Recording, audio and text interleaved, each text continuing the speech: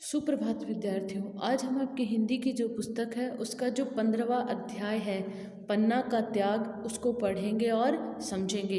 देखिए, ये जो पाठ है ये जो पन्नाधाय थी उनके बारे में है कि किस प्रकार अपने स्वामी के पुत्र की रक्षा के लिए उन्होंने अपने कलेजे के टुकड़े को क्या कर दिया, बलिदान कर दिया। और ये बहुत मतलब हमारे इतिहास के पन्नों में ये चीज़ उनको अमर बना देती है कि एक माँ किस प्रकार अपने कलेजे के टुकड़े को अपने ही स्वामी के पुत्र के लिए बलिदान कर देती है। तो आइए इस पाठ को पढ़ते हैं। बूंदेले हरबोलों के मुँह हमने सुनी कहानी थी, खूब लड़ी मर्दानी वह तो झांसी वाली रानी थी। देखिए, ये जो झांसी की रानी के ऊपर लिखी गई कविता है यह सुभद्रा कुमारी चौहान के द्वारा लिखी हुई है, जिसे आज हम बहुत अच्छे से पढ़ते हैं, सुनते भी हैं। झांसी की रानी के ऊपर लिखी गई है कि किस प्रकार उन्होंने अंग्रेज़ों से लोहा लिया था। तो ये पंक्तियाँ गुनगुनाता हुआ खूबीलाल नाम का जो बच्चा है वो ये पंक्तियाँ गुनगुनाता हुआ घर में आया और जैसे ही अपना बस्ता मेज पर रखकर लौटना चाहा तो देखा कि जीजी खिड़की के पास बैठी हुई बड़े ध्यान से कुछ पुस्तक पढ़ रही है। उसकी जो जीजी थी वो खिड़की के पास बैठी हुई थी और बड़े ध्यान से कोई पुस्तक पढ़ रही थी।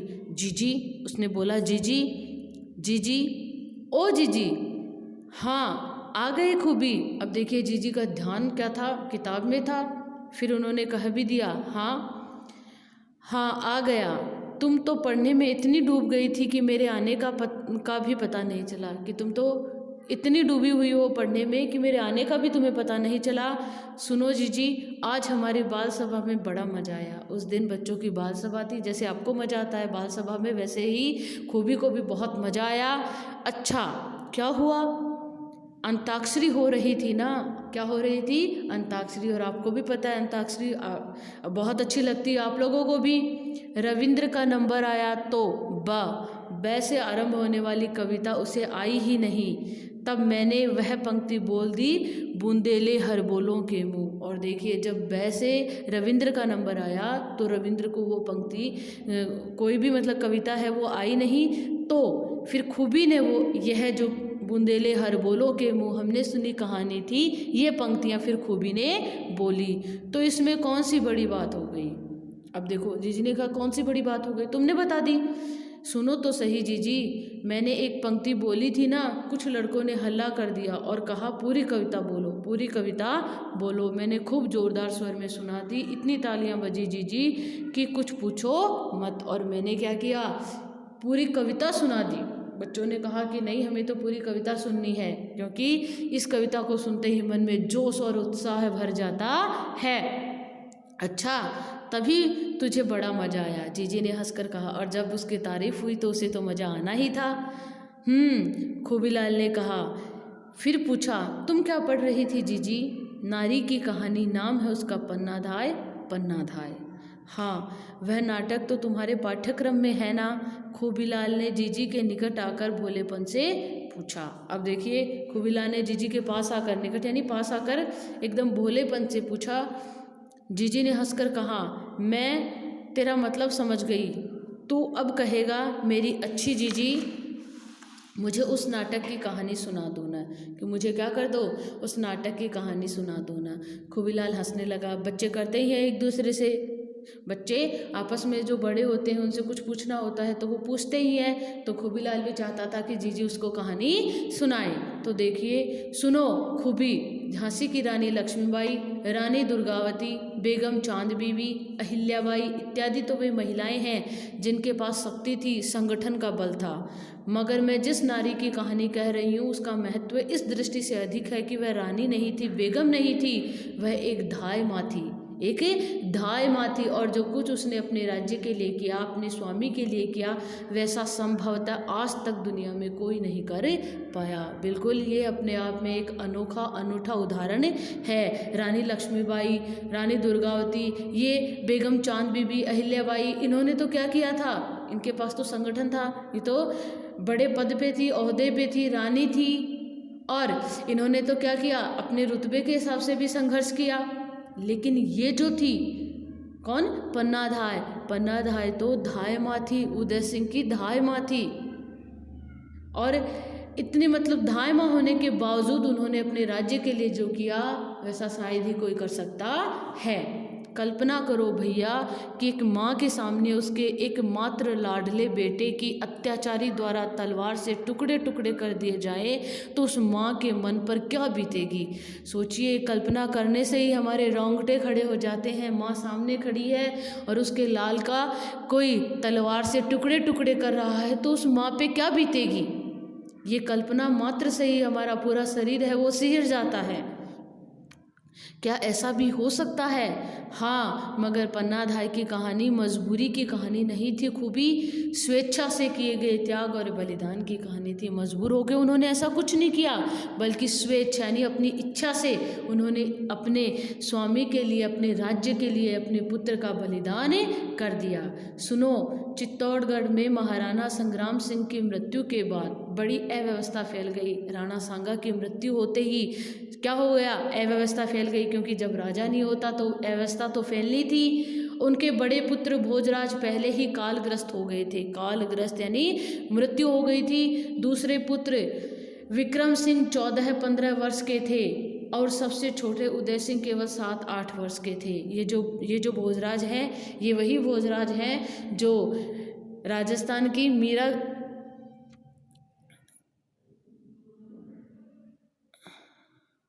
मीराबाई है ना, उनके पति। राजस्थान की जो मीरा हैं, हमारी मीराबाई, उनके पति भोजराज की शादी मीरा जी से हुई थी। देखिए आगे, दूसरे पुत्र विक्रम सिंह 14-15 वर्ष के थे और सबसे छोटे उदय सिंह केवल 7-8 वर्ष के। और जो सबसे छोटे उदय सिंह थे वो कितने साल के थे? केवल 7-8 साल के थे। उदय सिंह की देखभाल पन्नाधाय करती थी और उदय सिंह की देखभाल कौन करती थी? पन्नाधाय करती थी। उसके भी एक पुत्र था चंदन, उदय सिंह जितना ही बड़ा, और उनकी धाय माँ थी, लालन पालन करती थी उनका। तो देखिए, महाराणा संग्राम सिंह के निधन के बाद विक्रम सिंह का राज तिलक किया गया। और देखिए, विक्रम सिंह है वो भी 14-15 साल के थे। विक्रम सिंह भी क्या थे? 14-15 साल के थे। अब देखिए, मगर एक दासी का पुत्र बनवीर उस समय भयंकर षड्यंत्र में लगा हुआ था। दासी का पुत्र था, बनवीर नाम था उसका, और वो षड्यंत्र कर रहा था। उसने छोटे बड़े कर्मचारियों को अपनी ओर मिला लिया था और चित्तौड़ की राजगद्दी पर घात लगाए बैठा था। और चित्तौड़ की जो राजगद्दी थी उस पर वो घात लगा कर बैठा हुआ था, यानी वो चित्तौड़ की गद्दी को प्राप्त करना चाहता था। इसके लिए वो कुचक्र रच रहा था। खूबीलाल, थोड़ी कल्पना करो कि जहाँ अधिकांश कर्मचारी पथ भ्रष्ट हो जाएं, पथ भ्रष्ट होना यानी अपने मार्ग से भटक जाएं, गलत रास्ते पर चले जाएं, और अबोध राजकुमार राजनीति की चाल से अनभिज्ञ हो, क्योंकि विक्रम सिंह की उम्र क्या नहीं थी, ज़्यादा नहीं थी, वो इतने समझदार नहीं थे। तो अबोध राजकुमार राजनीति की जो चालें होती हैं उनसे अनभिज्ञ थे, अनजान थे वे। वहाँ क्या परिणाम हुए होंगे, और देखिए वहाँ के जो परिणाम है वो कैसे होंगे। खूबीलाल स्तब्ध होकर सुन रहा था, और खूबीलाल है वो स्तब्ध होकर चुपचाप सुन रहा था। बोला, सचमुच उनकी स्थिति कठिन हो गई। जी, उनकी स्थिति क्या हो गई थी? कठिन हो गई थी। कठिन ही नहीं, खूबी भयंकर रूप से दुर्भाग्यपूर्ण हो गई थी, बिल्कुल दुर्भाग्यपूर्ण हो गई थी। उस महादुष्ट ने एक चाल चली थी। उस महादुष्ट ने क्या किया? एक चाल चली थी। नवरात्र में उसने सारे चित्तौड़ में नाच रंग का आयोजन करवाया था। और नवरात्रि होती है माता दुर्गा की, जब हम जिसमें पूजा करते हैं, तो नवरात्रि का जो समय था उस समय उसने क्या किया? चित्तौड़ में नाच रंग का आयोजन करवाया था, और उसमें विशेष रूप से दोनों राजकुमारों को बुलाने की योजना बनाई थी। दोनों राजकुमारों को बुलाकर वहाँ मारना चाहता था उनको। तो देखिए खूबीलाल क्या कहता है, अच्छा हाँ, उसकी योजना थी कि नाच रंग में लगी जनता को धोखे में रखकर वह दोनों की हत्या कर देगा, और तब उसका मार्ग निष्कंटक हो जाएगा। निष्कंटक यानी कांटों से रहित। कांटे कौन थे? वे दोनों राजकुमार विक्रम सिंह और उदय सिंह। उन दोनों को क्या कर देगा? मार देगा, और मारने के बाद स्वयं राजा बने जाएगा। विक्रम सिंह तो उस धोखे में आ गया, मगर उदय सिंह पर पन्नाधाय ढाल बनकर छाई हुई थी। विक्रम सिंह तो उस धोखे में आ गया, लेकिन धाय माँ थी किसकी? उदय सिंह की। कौन? पन्नाधाय। वो उन पर ढाल बनकर छाई हुई थी। ढाल क्या करती है? रक्षा करती है हमारी। तो वैसे ही वह उनकी ढाल बनी हुई थी, इसलिए उसे धोखे में नहीं फंसा सका। बनवीर भी जानता था कि जब तक पन्नाधाय है तब तक उदय सिंह को धोखे से मारना संभव नहीं होगा। उधर पन्नाधाय को भी पता लग गया था कि नगर व्यापी नाच रंग के बीच हत्याकांड करने वाला है। उसको भी पता लग गया था कि ये क्या करेगा? नाच रंग के बीच में हत्याकांड करेगा, मार देगा राजकुमारों को। मगर वह उदय सिंह को लेकर कहीं बाहर भी नहीं जा सकती थी, और जाती भी कहाँ? बाहर भी नहीं निकल सकती थी। बाहर जाना भी बहुत मुश्किल था, क्योंकि जो सारे कर्मचारी थे लगभग, वो सारे कर्मचारी किसकी ओर हो गए थे? बनवीर की ओर हो गए थे। क्यों जीजी? बनवीर के आदमी सब और चौकसी पर थे, और बाहर निकलना निरापद नहीं था, आसान नहीं था बिल्कुल। महल में उसे छिपाने से भी कोई लाभ नहीं था, क्योंकि सभी और बनवीर के भेदिए मौजूद थे। भेदिए, भेद देने वाले, बनवीर को बताने वाले सब मौजूद थे। इस भयंकर संकट में पन्नाधाय ने अपने मन में एक ऐसा दृढ़ संकल्प कर लिया था जैसा कोई माँ शायद नहीं कर सकेगी। और देखिए, ऐसे संकट में पन्नाधाय ने ऐसा दृढ़ निश्चय किया जैसा शायद ही कोई माँ कर सके।